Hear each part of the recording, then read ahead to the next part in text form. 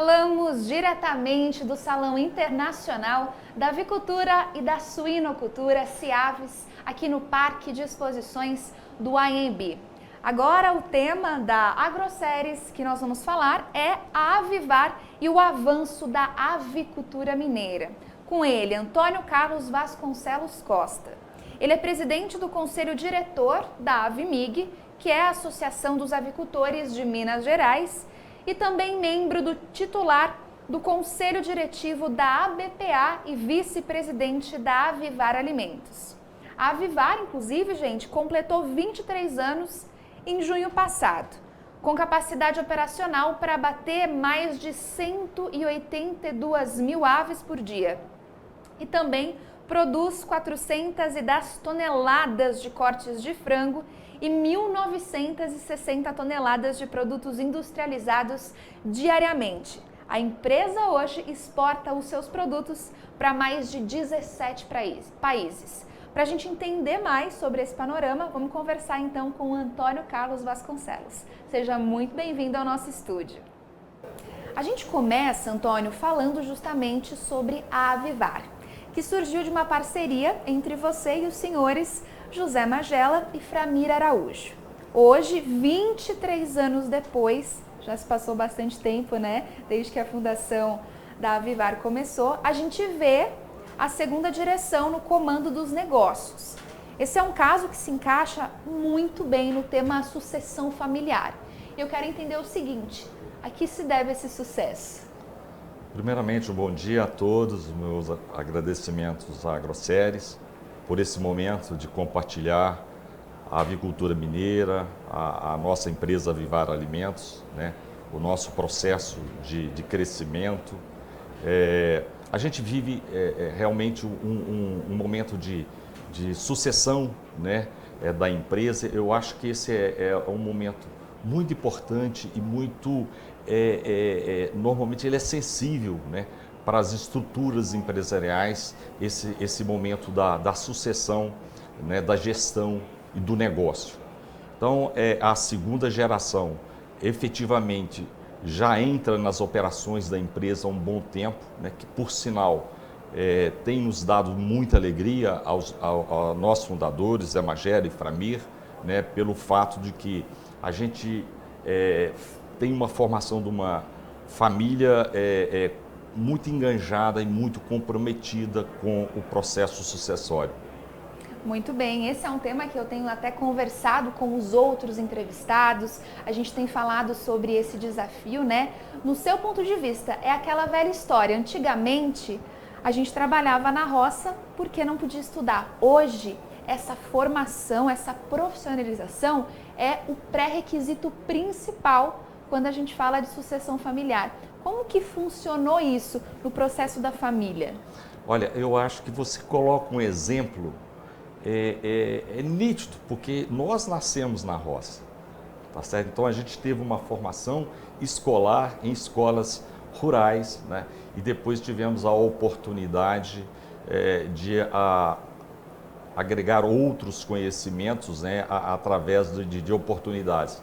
Mas os nossos filhos não, eles já nascem, né, dentro de um outro ambiente educacional, e nós utilizamos a Fundação Dom Cabral, que é uma referência de escola de negócios em Minas Gerais, o Brasil, e quem dirá, né, a escola de Fundação Dom Cabral hoje é uma das referências mundiais de escola de negócio. E os nossos filhos realmente têm se aprimorado de conhecimentos, tanto em especialização em MBA, né, nessa formação escolar para direção de negócios. E essa próxima pergunta que eu vou te fazer tem tudo a ver justamente com o tema profissionalização, tecnologia, porque quando a gente fala de expansão, a gente fala também sobre esses dois temas.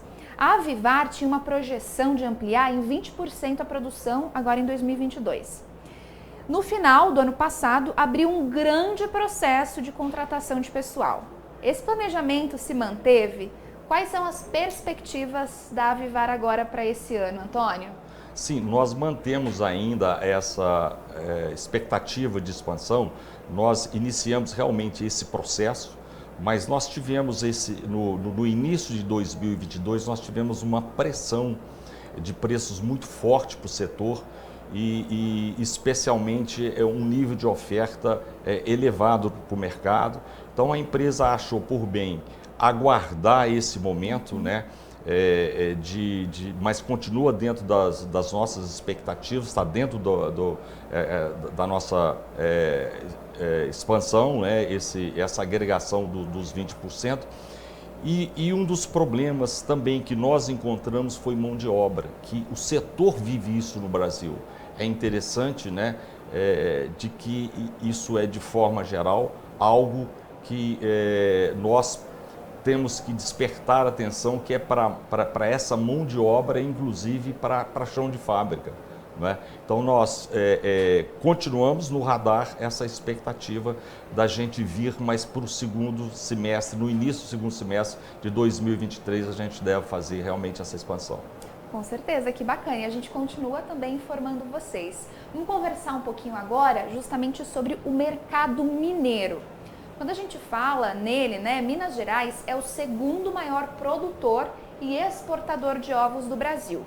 E também é responsável por quase 8% da produção de carne de frango do país e um pouco mais de 3% de todas as exportações. No início do ano, o senhor participou de uma reunião com o governador de Minas Gerais, o Romeu Zema, quando ele apresentou algumas demandas do setor, como lentidão na emissão das licenças ambientais, atuação ilegal dos revendedores de grãos no estado. São temas um pouco polêmicos e desafiadores, mas como que está essa discussão hoje, Antônio? Sim, nós fomos convidados pela então secretária de Agricultura, Ana Valentim, para a gente ter uma reunião com o governador. Foram todos os setores de proteína animal, né, de produção em Minas Gerais, para levar ao governador uma visão do nosso negócio, uma visão de produção, os desafios, os gargalos que cada setor enfrentava para a produção em Minas Gerais. E nós levamos ao governador, né, esses desafios ambientais, que eu acho que isso ainda é quase que uma visão nacional, né? As dificuldades que a gente tem de que esses processos se andam. Às vezes nós temos, eu relatei a ele, por exemplo, vários galpões prontos para iniciar a produção e isso não se dava porque não tinha licença ambiental. E como as integradoras hoje faz o uso de que é necessário que a gente tenha essas licenças para a operação, não é? Consequentemente, isso demanda uma ação pública junto à Secretaria do Meio Ambiente para que a gente possa realmente ter esses avanços. Legal. E essas discussões estão acontecendo e devem ser fomentadas agora no segundo semestre também. Sim. A gente tá conversando com a Secretaria do Meio Ambiente, a secretária Marília, né? Ela tem nos atendido também, né? Mas tem as burocracias do processo, né? A legislação em si, que tem lá os seus gargalos e as suas dificuldades. E olha só, tem mais um tema aqui super interessante que eu gostaria que você explicasse para a gente. Se eu não me engano, há cerca mais ou menos de 4 anos, a Avivar, lançou o projeto Mais Grãos, que estimula justamente essa diversificação produtiva. Como que funciona esse projeto hoje? Conta pra gente. Olha, esse projeto é uma ideia linda também, que a gente gosta de divulgá-lo, né?